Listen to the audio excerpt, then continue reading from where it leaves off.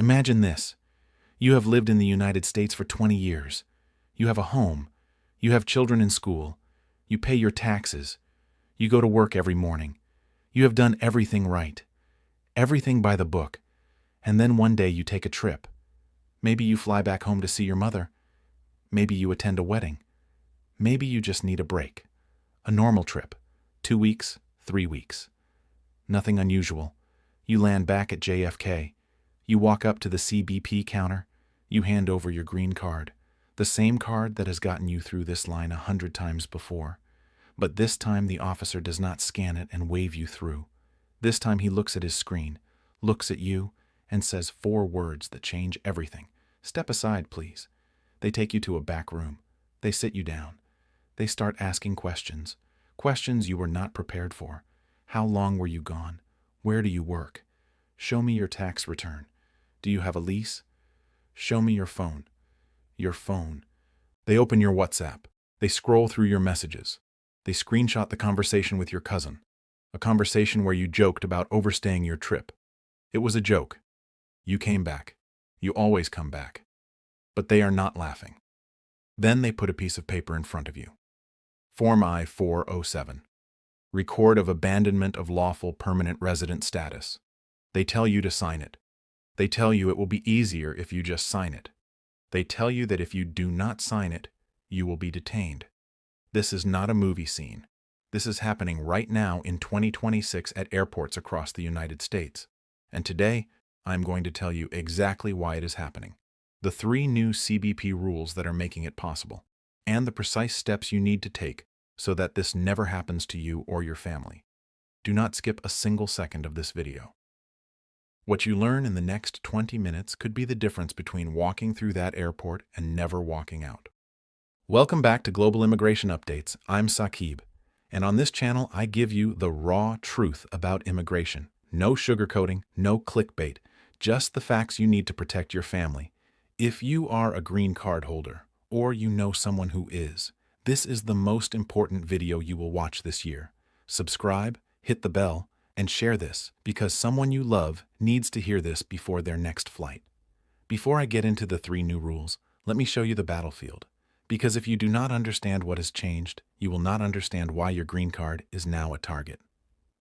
In fiscal year 2025, CBP conducted 55,318 electronic device searches at U.S. ports of entry. That is up 17% from the 47,047 searches in 2024. Let me put that number into perspective for you. In 2016, CBP searched about 19,000 devices. In 2025, that number nearly tripled. And the searches of devices belonging to American citizens alone jumped from 8,657 in 2023 to 13,590 in 2025. If they are doing that to citizens, imagine what they are doing to green card holders. And it is not just phones.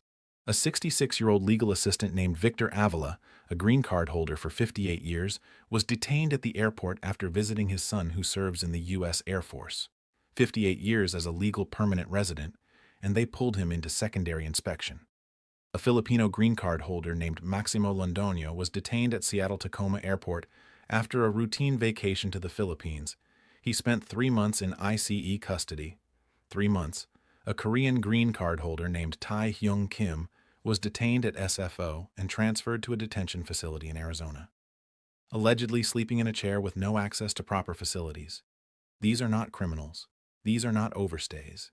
These are people who had every right to be in this country, who had green cards in their hands, and who were ripped from their lives at an airport counter. In 2026, under the current administration, CBP officers have been given broader discretion, expanded digital tools, and a political mandate to be aggressive. The message from the top is clear. Question everyone, trust no one, and if there is any doubt, detain. So here is what changed. 3 specific rules that you need to understand. Rule number 1. Mandatory biometric entry and exit tracking for every green card holder. On November 20th, 2025, DHS published a final rule to advance the biometric entry-exit program. This rule went into effect on December 26, 2025. Before this date, certain categories of travelers were exempt from biometric collection: diplomats, most Canadian travelers, and children under 14. Those exemptions are gone. As of December 26th, every single non-citizen, including every green card holder, is now subject to facial recognition and fingerprint collection when entering and when leaving the United States. Now, you might think this is no big deal. They take your picture, they scan your fingerprint, and you go on your way. But that is not what this rule is really about. This rule is about building a complete travel history for every green card holder in real time. Before this rule, CBP had your entry records but often did not have your exit records. They knew when you came in, but they did not always know exactly when you left. That gap gave green card holders a small window of ambiguity. If CBP asked, "How long were you outside the country?" and you said, "About 4 months," there was no immediate way to contradict you. That window is now closed. With mandatory biometric exit, CBP knows the exact date and time you boarded that plane. They know the exact date and time you returned. They can calculate to the hour how long you were gone. And here is where it becomes dangerous. If your absence is over 180 days, you are automatically subject to new immigrant inspection procedures under 8 U.S.C. 1101. That means CBP can treat you not as a returning resident, but as a new arrival. They can question the validity of your green card. They can initiate abandonment proceedings. They can put Form I-407 in front of you and pressure you to sign away your status. Before this rule, some of these cases fell through the cracks because the data was incomplete. Now, every single day of your absence is tracked, recorded, and flagged. The system does the math for the officer before you even reach the counter. What you need to do. If you are a green card holder who travels frequently, get a re-entry permit, Form I-131, before any trip that might exceed 6 months. Keep your trips under 180 days whenever possible. And if you must travel for longer, make absolutely sure you maintain strong ties to the United States. A lease, utility bills, tax filings, employment records. Carry physical copies of all of these documents with you every single time you fly. Rule number 2. CBP is now searching your phone, and they do not need a warrant to do it. Let me be extremely clear about something. Under current U.S. law, CBP has the legal authority to search any traveler's electronic device at any port of entry without a warrant and without probable cause. This is known as the border search exception, and it applies to citizens, green card holders, and visa holders alike. But what has changed in 2026 is the scale, the technology, and the intent behind these searches. CBP now uses 2 primary forensic tools, Celebrite and Graykey. These are not officers casually scrolling through your photo album. These are military-grade extraction devices that can pull every piece of data from your phone. Deleted messages, cached files, app data, location history, encrypted conversations in minutes. The Electronic Frontier Foundation filed a brief with the Third Circuit in March 2026, arguing that these forensic searches are so invasive that they should require a warrant. That case is still pending, which means right now, today, CBP can do this legally. But it gets worse. On April 7th, 2026, just days ago, NPR and VPN reported that ICE has acknowledged using Paragon spyware, a tool capable of intercepting encrypted messages on apps like WhatsApp and Signal. While ICE and CBP are different agencies, they share data, they share systems, and they share the same Department of Homeland Security infrastructure. If ICE has Paragon, assume that the information ecosystem at the border has access to its outputs. Now, let me tell you what CBP officers are specifically looking for when they search a green card holder's phone at the airport. They are looking for evidence of abandonment, messages that suggest you are living abroad, photos geotagged in another country over extended periods, employment records outside the U.S. They are looking for evidence of unauthorized activity, conversations about working under the table, screenshots of cash payments, anything that suggests immigration fraud. They are looking for social media posts, political commentary, anti-government statements, connections to flagged individuals, membership in certain groups. The New York Times reported in January 2026 that U.S. border agents now have broad authority to look through a mobile phone, check comments made on social media, and examine a laptop without a warrant. USA Today reported that the State Department has proposed requiring 5 years of social media history from certain visa applicants. And while that proposal targets visa applicants specifically, CBP officers are already using social media as a screening tool at the border for everyone, including green card holders. Here is a real scenario. A green card holder returns from a 3-week trip to Pakistan. During secondary inspection, a CBP officer asks to see his phone. On his WhatsApp, there was a group chat where someone shared a political meme criticizing U.S. foreign policy. The green card holder did not post it. Someone else in the group did, but the officer screenshots it, adds it to the file, and uses it as a basis for extended questioning. The man is held for 9 hours. His family does not know where he is. He is eventually released, but with a note in his CBP record that follows him for every future entry. This is the reality of 2026. What you need to do. Before every international trip, audit your phone. Remove any conversations that could be misinterpreted. Log out of group chats that contain political content. Delete cached data. Better yet, travel with a clean phone. A separate device with no social media apps, no messaging history, and no sensitive files. If CBP asks to search your phone and you are a green card holder, know this. You can refuse, but refusal may result in extended detention, seizure of your device, and heightened scrutiny. There is no perfect answer here, but going in prepared is better than going in blind. Rule number 3. CBP officers are aggressively pressuring green card holders to sign Form I-407, voluntarily abandoning their own status. This is the rule that terrifies me the most, because it is not a new law. It is not a new regulation. It is a new tactic, and it is working. Form I-407 is the record of abandonment of lawful permanent resident status. When you sign this form, you are voluntarily giving up your green card. You are telling the U.S. government, I no longer want to be a permanent resident. Once you sign it, your green card is taken. Your status is gone, and reversing it is extraordinarily difficult. Here's what is happening in 2026.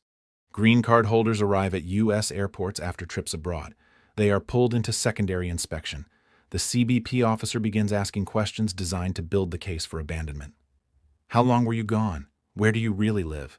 Where do your children go to school? Do you file U.S. taxes? Where is your U.S. address? If the officer decides that there is reason to believe you may have abandoned your residency, they present Form I-407. And here is the critical part. They frame it as though signing is your best option. They say things like, this will make it easier for you. They say, if you don't sign, you'll be detained. They say, you can always reapply later. They say, this is just a formality. It is not a formality. It is the end of your green card. What most people do not know, and what CBP officers do not volunteer, is this. You have the absolute legal right to refuse to sign Form I-407. According to AILA, the American Immigration Lawyers Association, if you refuse to sign, CBP must issue you a notice to appear before an immigration judge. And only that judge, not the CBP officer, has the legal authority to determine whether you have actually abandoned your residency. Let me say that again, because it might be the most important sentence in this entire video. Only an immigration judge can revoke your green card, not a CBP officer, not an ICE agent, not anyone at the airport. If you sign I-407, you are doing their job for them. You are handing them your status on a piece of paper. Reports have surfaced of elderly green card holders, seniors in their 70s and 80s, being pressured to sign I-407 after routine trips to visit family. These are people who may not fully understand what they are signing.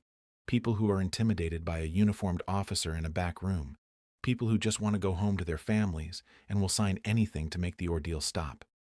This is not enforcement. This is coercion dressed in a uniform. What you need to do. Memorize this sentence and teach it to every green card holder in your family. I do not wish to abandon my permanent resident status. I refuse to sign Form I-407. I request to see an immigration judge. Say it calmly. Say it clearly. Say it once. Then say nothing else until you have an attorney present. Write this sentence on a card and carry it in your wallet next to your green card. Give one to your parents. Give one to your spouse. Give one to every green card holder you know.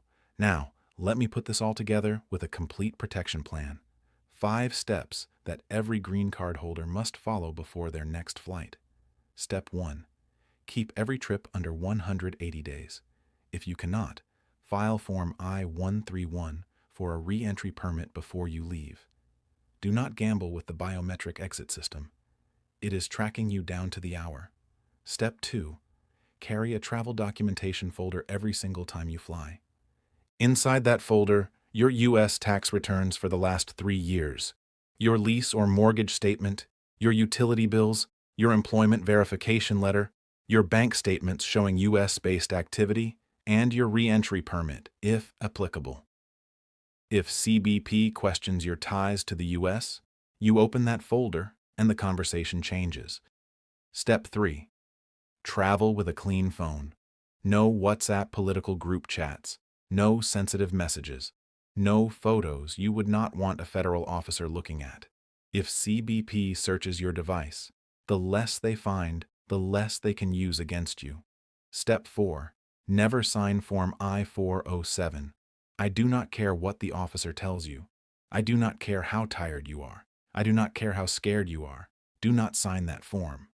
Say the sentence, I do not wish to abandon my permanent resident status. I refuse to sign Form I-407. I request to see an immigration judge. Step 5. Have an immigration attorney's phone number saved and memorized. If you are detained, you have the right to make a phone call. Use it. Call your attorney. Call the ICE detainee hotline, 866-347-2423. Have your family check the ICE detainee locator at locator.ice.gov. Do not try to talk your way out of it alone. I want to end this video by speaking directly to you.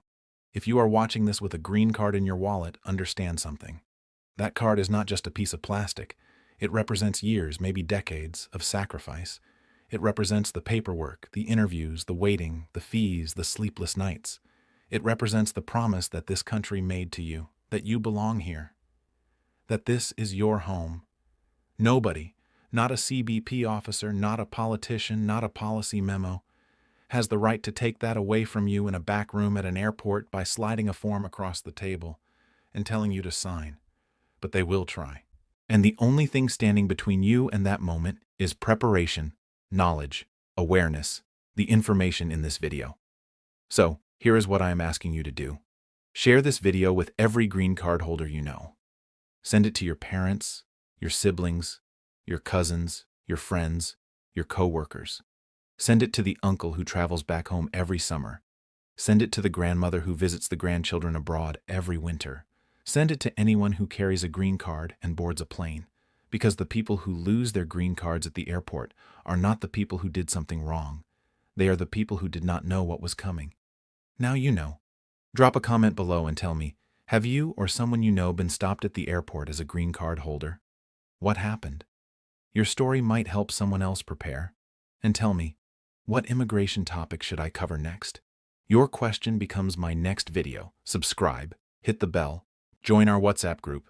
The link is in the description and the pinned comment, and I will see you in the next one. Protect yourself, protect your family, and never ever sign that form.